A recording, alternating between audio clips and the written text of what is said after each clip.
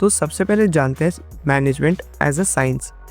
तो मैनेजमेंट एक साइंस है या नहीं, इसे समझने के लिए ये देखते हैं कि साइंस हम कहते कैसे हैं। तो साइंस के 3 फीचर्स होते हैं। सबसे पहला, उसमें एक सिस्टमैटिक बॉडी ऑफ नॉलेज होती है, यानी कि पहले से कुछ फैक्ट्स, कुछ थ्योरी होती है। दूसरा, साइंटिफिक प्रिंसिपल्स एक्सपेरिमेंट्स पे बेस्ड होते हैं, यानी कि काफ़ी सारे एक्सपेरिमेंट्स कंडक्ट किए जाते हैं, उनकी ऑब्जर्वेशंस नोट की जाती है और उसके बाद उन्हें वेरीफाई किया जाता है। और तीसरा, यूनिवर्सल वैलिडिटी, यानी जो साइंस होती है वो हर जगह सेम होती है और यूनिवर्सली वैलिड होती है। अब देखते हैं क्या मैनेजमेंट इन तीनों कंडीशंस को फुलफिल कर पाता है या नहीं। तो सबसे पहली condition, systematic body of knowledge. तो मैनेजमेंट में भी साइंस की तरह कुछ थ्योरी होती है, कुछ टेक्निकल टर्म्स होते हैं और कुछ कॉन्सेप्ट्स होते हैं। तो इस फीचर को तो मैनेजमेंट सेटिस्फाई करता है। दूसरा पॉइंट था प्रिंसिपल्स बेस्ड ऑन एक्सपेरिमेंट्स। तो हाँ, मैनेजमेंट में भी प्रिंसिपल्स एक्सपेरिमेंट्स और ऑब्जर्वेशंस पे बेस्ड होते हैं, लेकिन क्योंकि मैनेजमेंट में हमें लोगों से डील करना होता है तो हर सिचुएशन में लोगों का रिएक्शन अलग अलग आ सकता है, इसीलिए मैनेजमेंट में एग्जैक्ट आउटकम प्रिडिक्ट नहीं किया जा सकता। इसीलिए मैनेजमेंट को कहा जाता है इनएग्जैक्ट साइंस। और तीसरा, यूनिवर्सल वैलिडिटी। तो ये फीचर मैनेजमेंट फॉलो नहीं करता, क्योंकि अलग अलग जगह पे अलग अलग लोगों का बिहेवियर अलग होता है। इसीलिए जो मैनेजमेंट के प्रिंसिपल्स हैं वो दुनिया में हर जगह एप्लीकेबल नहीं होते। तो इसीलिए हम कंक्लूड कर सकते हैं कि मैनेजमेंट एक साइंस तो नहीं होता। अब बात करते हैं मैनेजमेंट एज एन आर्ट की। तो आर्ट के होते हैं 3 फीचर्स। पहला, एग्जिस्टेंस ऑफ थियोरेटिकल नॉलेज, यानी हर तरीके के आर्ट में कुछ थ्योरी प्रेजेंट होती है। दूसरा, पर्सनलाइज्ड एप्लीकेशन। हर आर्ट को अलग अलग लोग अलग अलग तरीके से अप्लाई कर सकते हैं। फॉर एग्जाम्पल, 2 गिटारिस्ट हैं, वो अलग अलग तरीके से गिटार बजा सकते हैं। और तीसरा, आर्ट जो होता है वो प्रैक्टिस और क्रिएटिविटी पे बेस्ड होता है। तो अब देखते हैं मैनेजमेंट क्या फीचर्स को सेटिस्फाई कर रहा है। तो सबसे पहला, एग्जिस्टेंस ऑफ थियोरेटिकल नॉलेज। तो हाँ, मैनेजमेंट में भी थियोरेटिकल नॉलेज होती है, जैसे कि फाइनेंस, मार्केटिंग, एचआर और काफ़ी सारी फील्ड्स होती हैं। इनके अंदर काफ़ी सारी थ्योरी होती है, इसीलिए मैनेजमेंट ये पॉइंट को तो सेटिस्फाई कर रहा है। दूसरा, पर्सनलाइज्ड एप्लीकेशन। तो हाँ, मैनेजमेंट में भी पर्सनलाइज्ड एप्लीकेशन होती है। अलग अलग मैनेजर्स के मैनेजमेंट करने का स्टाइल अलग अलग होता है। और तीसरा, based on practice and creativity. तो मैनेजमेंट इस फीचर को भी सेटिस्फाई कर रहा है। तो हाँ, मैनेजमेंट में भी प्रैक्टिस की रिक्वायरमेंट होती है और मैनेजमेंट करते करते लोग अपनी अलग अलग थ्योरीज बनाते हैं और अलग अलग प्रिंसिपल्स बनाते हैं। तो इसीलिए हाँ, इसमें क्रिएटिविटी भी होती है। तो जैसा कि मैनेजमेंट तीनों फीचर्स को सेटिस्फाई कर रहा है, हम कह सकते हैं कि मैनेजमेंट एक आर्ट होती है। अब देखते हैं क्या मैनेजमेंट एक प्रोफेशन होती है। तो प्रोफेशन के टोटल 5 फीचर्स है। पहला, well defined body of knowledge. तो हाँ, मैनेजमेंट में भी well defined body of knowledge होता है। तो मैनेजमेंट इस फीचर को सेटिस्फाई कर रहा है। दूसरा, रिस्ट्रिक्टेड एंट्री, यानी कि किसी भी प्रोफेशन में एंट्री हर जने के लिए एप्लीकेबल नहीं होती।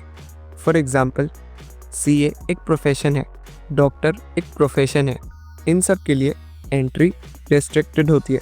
फॉर एग्जाम्पल, सीए एक प्रोफेशन है, कोई भी इंसान अपने आप को ये नहीं कह सकता मैं सीए हूँ। जो इंसान सीए के एग्ज़ाम्स को क्वालिफाई करता है केवल वही कह सकता है कि वो सीए है। बट मैनेजमेंट में कोई भी रेस्ट्रिक्टेड एंट्री नहीं होती, कोई भी इंसान मैनेजमेंट सीख सकता है और मैनेजर बन सकता है। इसीलिए प्रोफेशन का ये पॉइंट मैनेजमेंट सेटिस्फाई नहीं करती। तीसरा, प्रोफेशनल एसोसिएशन। तो हर प्रोफेशन में एक प्रोफेशनल एसोसिएशन होता है। फॉर एग्जांपल, लॉयर्स के लिए बार काउंसिल ऑफ इंडिया है प्रोफेशनल एसोसिएशन। अब इसे कंपेयर करें मैनेजमेंट से, तो मैनेजमेंट में भी प्रोफेशनल एसोसिएशन होता है जिसका नाम है AIMA, बट इसमें रजिस्ट्रेशन कंपलसरी नहीं है। तो इसीलिए मैनेजमेंट इस फीचर को अच्छे से सेटिस्फाई नहीं करता। चौथा, ethical code of conduct. Her profession में एक कोड ऑफ कंडक्ट होता है जो कि प्रोफेशनल्स फॉलो करते हैं। फॉर एग्जांपल्स, डॉक्टर्स का कोड ऑफ कंडक्ट होता है कि वो हर इंसान का अच्छे से इलाज करेंगे।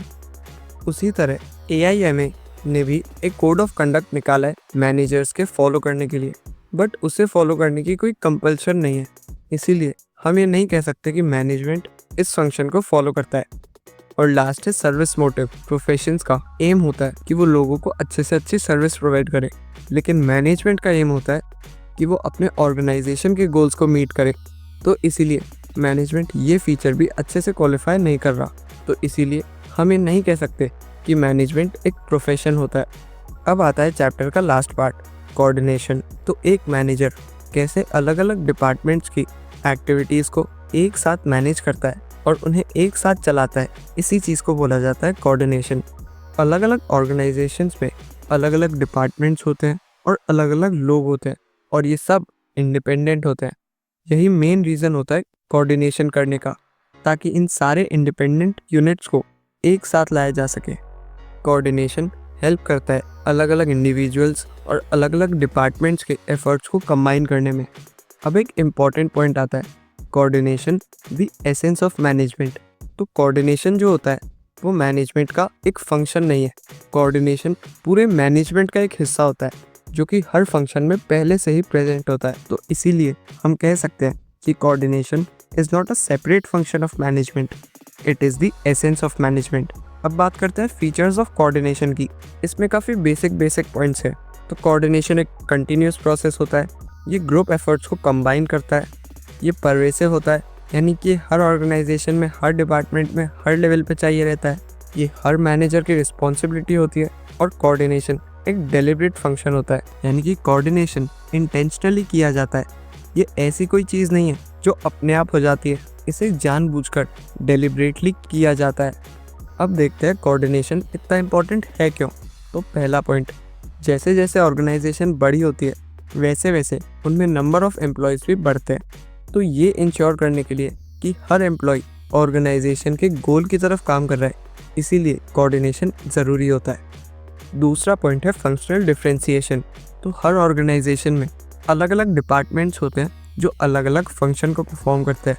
फॉर एग्जांपल, एक ऑर्गेनाइजेशन की मार्केटिंग टीम ने बोला कि कस्टमर्स को 10% डिस्काउंट दे दो, बट उस ऑर्गेनाइजेशन की फाइनेंस टीम बोल रही है कि 10% डिस्काउंट देने से ऑर्गेनाइजेशन का काफ़ी लॉस हो जाएगा।